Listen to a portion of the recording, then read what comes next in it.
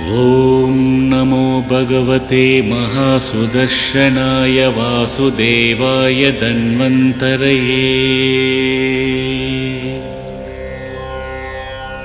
अमृतकलशहस्ताय सर्वभयविनाशाय सर्वरोगनिवारणाय त्रैलोक्यपतये त्रैलोक्यनिधये